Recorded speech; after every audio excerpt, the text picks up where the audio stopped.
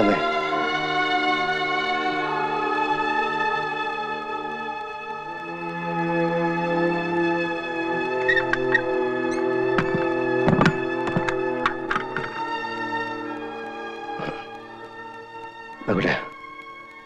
ഞാൻ കരുതിയിരുന്നതിലും വളരെ മുൻപ് തന്നെ വേദനിപ്പിക്കുന്ന കുറെ കാര്യങ്ങൾ നീ ഇപ്പോൾ അറിയാൻ തുടങ്ങിയാണ്. അങ്ങേയറ്റം ക്ഷമയോടെ നീ അത് കേൾക്കണം. അല്ലിയെ കൊല്ലാൻ ശ്രമിക്കുന്ന, ഗംഗയുടെ സാരിക്ക് തീ പിടിപ്പിക്കുന്ന മാടമ്പിള്ളിയിലെ മാനസിക രോഗി നീ വിചാരിക്കുന്ന പോലെ ശ്രീദേവിയല്ല. ആ രോഗി നിന്റെ ഗംഗയാണ്. ഞാനിവിടെ വന്ന ദിവസം തന്നെ എനിക്ക് മനസ്സിലായി ശ്രീദേവിക്ക് അസുഖമൊന്നുമില്ല. ശ്രീദേവിയിൽ അസുഖം ആരോപിക്കപ്പെടുമ്പോൾ യഥാർത്ഥ രോഗി അടങ്ങിയിരിക്കുകയാണ്, ആഹ്ലാദിക്കുകയാണ്. പക്ഷെ ആ രോഗി ആരാണെന്ന് മാത്രം പിടികിട്ടിയില്ല. ആ ഘട്ടത്തിലാണ് ഒരു ദിവസം ഗംഗയുമായി ഞാൻ തെക്കിനിയിലെത്തിയത്. അവിടെ വെച്ച് ഗംഗയിൽ നിന്നും ഒരു പ്രത്യേക തരം സൈക്കിക് വൈബ്രേഷന്റെ അനുഭവം എനിക്ക് കിട്ടാൻ തുടങ്ങി. വേദനയോടെ ഞാൻ മനസ്സിലാക്കി, ഞാൻ അന്വേഷിച്ച് നടക്കുന്ന മാടമ്പിള്ളിയിലെ യഥാർത്ഥ മനോരോഗി എന്റെ അടുത്ത് നിൽക്കുന്ന ഗംഗയാണെന്ന്. ഗംഗയിൽ എന്തുകൊണ്ട്, എവിടെ വെച്ച്, എങ്ങനെ ഈ രോഗം ഉടലെടുത്തു? ഒരിക്കൽ നീയുമായിട്ടുള്ള വിവാഹാലോചന വരെ എത്തിയ ശ്രീദേവിയുടെ സാന്നിധ്യമാണോ ഗംഗയുടെ രോഗകാരണം? അതറിയാനാണ് അന്ന് ഞാൻ ശ്രീദേവിയും കൂട്ടി അമ്പലത്തിൽ പോകാൻ പറഞ്ഞത്. പക്ഷെ ഗംഗയ്ക്ക് അതൊരു പ്രശ്നമേ അല്ലെന്ന് എനിക്ക് വളരെ വ്യക്തമായി. പഴങ്കഥയിലെ നാഗവല്ലിയുടെ ഒരു കാര്യം പറഞ്ഞ് ഗംഗയെ പ്രകോപിപ്പിക്കാൻ ഞാൻ ശ്രമിച്ചു. നാഗവല്ലിയുടെ ചിലങ്കയെ ചൊല്ലി എന്തൊക്കെയോ പറഞ്ഞ് ഞാൻ ഗംഗയോട് എതിർത്തു. ഗംഗ പ്രതികരിച്ചു, അതിശക്തമായി, അസാധാരണമായി. അപൂർവമായ ഒരു മനോരോഗത്തിന്റെ അഗ്നികുണ്ഡങ്ങൾ ഗംഗയുടെ കണ്ണുകളിൽ ജ്വലിക്കുന്നത് ഞാൻ ആദ്യമായി കണ്ടു. ആ നിമിഷങ്ങളിൽ ഒരു നിമിഷം ഗംഗ നാഗവല്ലിയായി മാറുകയായിരുന്നു. ഗംഗയുടെ അസുഖം അതാണ്. ചില നേരങ്ങളിൽ ഗംഗ നാഗവല്ലിയായി മാറുന്നു. നമ്മൾ പത്രങ്ങളിലൊക്കെ വായിക്കാറില്ലേ, 11 വയസ്സുള്ള മുസ്ലിം ബാലിക 71 വയസ്സുള്ള ഒരു വാര്യസാരായി പെരുമാറുന്നു, സംസാരിക്കുന്നു, സംസ്കൃത ശ്ലോകം ചൊല്ലുന്നു എന്നൊക്കെ. പഴമക്കാർ ഇതിനെ ബാധ കൂടിയതാണെന്നൊക്കെ പറയും. സൈക്യാട്രിയിൽ സ്പ്ലിറ്റ് പേഴ്സണാലിറ്റി, ഡ്യുവൽ പേഴ്സണാലിറ്റി, അതായത് അപര വ്യക്തിത്വം, ദ്വന്ദ്വ വ്യക്തിത്വം, പൊസഷൻ സ്റ്റേറ്റ് തുടങ്ങിയ ലഘു മനോരോഗങ്ങളായിട്ടാണ് ഇതിനെ കാണുന്നത്. ചികിത്സിച്ചില്ലെങ്കിൽ ഇവിടെ ഗംഗയിലെ ആ മറ്റൊരാൾ നാഗവല്ലിയാണ്. ഈ രോഗബാധയുണ്ടാകുമ്പോൾ രോഗിക്ക് അമാനുഷികമായ കഴിവുകളാണ്.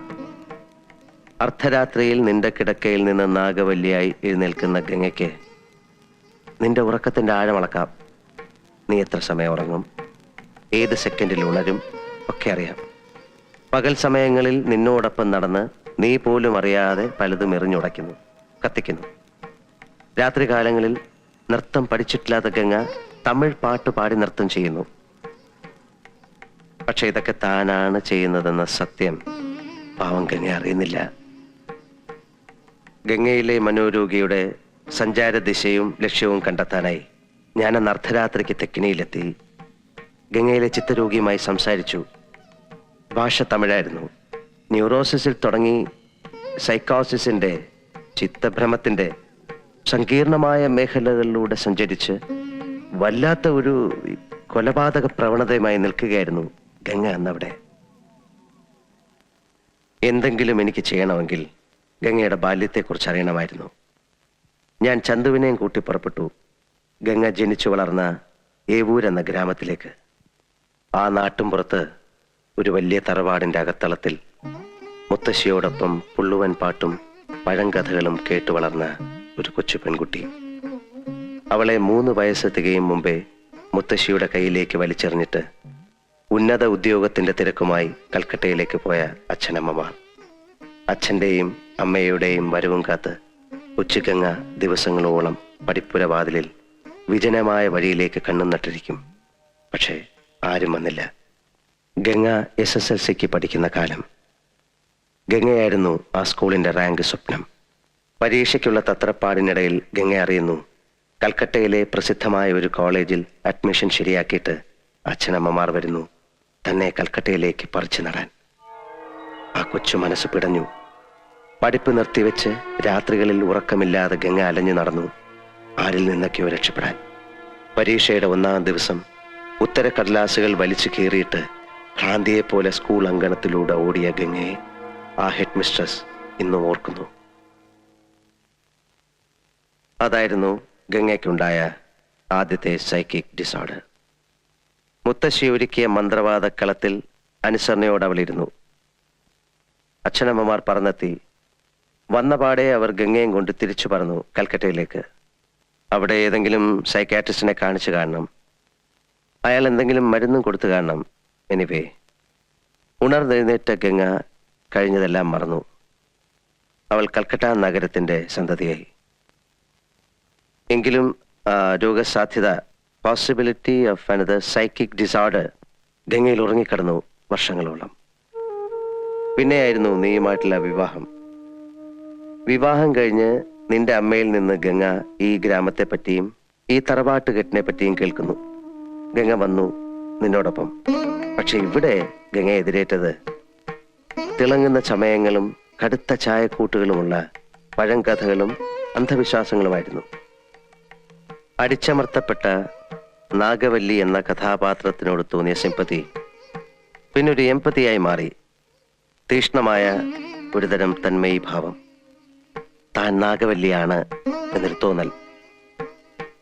ഗംഗയുടെ സ്വന്തം വ്യക്തിബോധത്തെ എന്നേക്കുമായി കീഴടക്കിക്കൊണ്ട് ആ മനസ്സ് പൂർണ്ണമായും നാഗവല്ലിയായി മാറാൻ തുടങ്ങുകയാണ്. അതനുവദിച്ചുകൂടാ, ചികിത്സിക്കണം. അതിനാദ്യം വേണ്ടത് താനൊരു രോഗിയാണ് എന്നുള്ള കാര്യം ഗംഗയെ ഒരിക്കലും അറിയിക്കാതിരിക്കുക എന്നതാണ്. ഇപ്പൊ നമ്മൾ 3 പേരെ കൂടാതെ ഈ കാര്യമെല്ലാം അറിയാവുന്ന ഒരാൾ കൂടിയുണ്ട് ഈ വീട്ടിൽ, ശ്രീദേവി.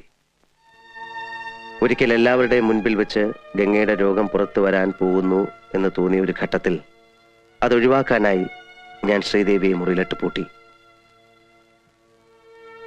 പിന്നീട് ഞാൻ ആവശ്യപ്പെട്ടപ്പോൾ നിനക്ക് വേണ്ടി, നിന്റെ ഭാര്യയ്ക്ക് വേണ്ടി 1000 തവണ വേണമെങ്കിലും ഭ്രാന്തിയായി അഭിനയിക്കാമെന്ന് ഏറ്റവളാണവൾ.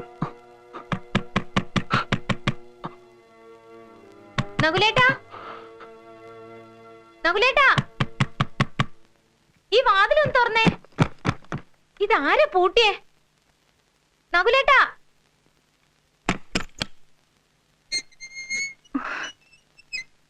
നകുലേട്ടാ, ദേ ഇത് കണ്ടില്ലേ? ഇന്നലെ രാത്രിയിൽ അമ്പലത്തിൽ പോയിട്ട് വന്ന് മുറിയിൽ അഴിച്ചിട്ട ഡ്രസ്സാ. കണ്ടോ? സർവത്ര കീറി പറിച്ചു വെച്ചിരിക്കുന്നു. ദേ, ശ്രീദേവി ആയിരിക്കും. അല്ലാതെ പിന്നെ ആരാ? സാരമില്ല. ഇന്നലെ കഥകളിയൊക്കെ എങ്ങനെ ഉണ്ടായിരുന്നു? മുഴുവൻ കണ്ടില്ലല്ലോ. ഉറക്കം വന്നിട്ട് എപ്പോഴാ തിരിച്ചു വന്നെന്ന് അറിയില്ല. അല്ല, മഹാദേവനോ എപ്പോ വന്നു? കുറച്ചു നേരമായി. അതും കൊള്ളാം. എന്നിട്ടാണോ നകുലേട്ട എന്നോട് പറയാതിരുന്നേ? നിങ്ങളിരിക്കെ, ഞാൻ ഇപ്പൊ കാപ്പി കൊണ്ടുവരാം.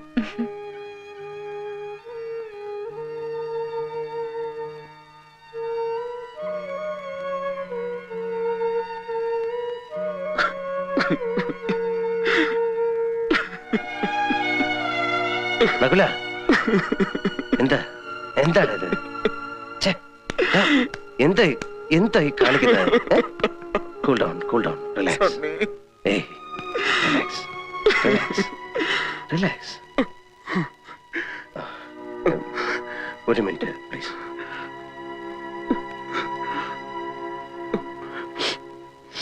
ഇപ്പോൾ നിങ്ങൾ താമസിക്കുന്ന ആ വീട് പണ്ട് രാമനാഥൻ എന്ന നർത്തകൻ താമസിച്ചിരുന്ന വീടാണ്.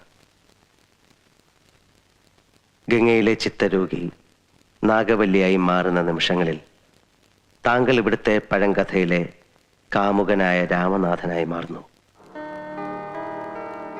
നകുലൻ ക്രൂരനായ ആ കാരണവരും. ഇക്കഴിഞ്ഞ രാത്രിയിൽ കണ്ട ബലാത്സംഗ പ്രകടനം അത് ഗംഗയിലെ രോഗി നടത്തിയ നാടകത്തിലെ ഒരു നീണ്ട വാക്യമാണ്. അതിനർത്ഥം താങ്കൾ ഗംഗയെ ബലാത്സംഗം ചെയ്യാൻ ശ്രമിച്ചു എന്നറിഞ്ഞാൽ അല്ലിയുമായിട്ടുള്ള കല്യാണം മുടങ്ങും. രാമനാഥനായ താങ്കളെ തിരികെ കിട്ടും. അങ്ങനെ ഈ വീട്ടിൽ നടന്നതും നടക്കുന്നതുമായ എല്ലാ വിചിത്ര സംഭവങ്ങൾക്കും അർത്ഥമുണ്ട്. അതെല്ലാം ഗംഗയിലെ രോഗി ഇവിടെ നിന്ന് കണ്ടെടുത്ത ശക്തമായ ചില കോഡുകളാണ്. പക്ഷെ ആ കോഡുകൾ ഇനി ഒരിക്കലും ഗംഗയിൽ നിന്ന് മാഞ്ഞു പോവില്ല. എന്ന് വെച്ചാൽ? ഇന്ന് രാത്രിയോടെ ഗംഗയുടെ വ്യക്തിബോധം എന്നേക്കുമായി നാഗവല്ലിയുടേതായി മാറും. അതായത് മുഴുഭ്രാന്തി. പഴയ ഗംഗയ്ക്ക് ഇനി ഒരിക്കലും തിരിച്ചു വരാൻ പറ്റില്ല. ആ രോഗഭാഷയിലൂടെ പുറത്തു വരാൻ ഇനി 2 കാര്യങ്ങളേ ഉള്ളൂ. നകുലിനെ ഏത് നിമിഷം വധിക്കപ്പെടും, ഗംഗ ആത്മഹത്യ ചെയ്യും. എനിക്ക് നകുലിനെയെങ്കിലും രക്ഷിക്കണം. അപ്പൊ ഗംഗയെ രക്ഷിക്കാൻ നകുലിനെ കൊലയ്ക്ക് കൊടുക്കണം. നകുലിനെ രക്ഷിച്ചാൽ ഗംഗ ആത്മഹത്യ ചെയ്യും. ഒരു മരണം അതൊഴിവാക്കാനാവില്ല. അവരിൽ ഒരാളെ എന്നേക്കുമായി മറന്നു കളഞ്ഞേ പറ്റൂ. അല്ലെങ്കിൽ എന്തെങ്കിലും മിറാക്കിൾ സംഭവിക്കണം.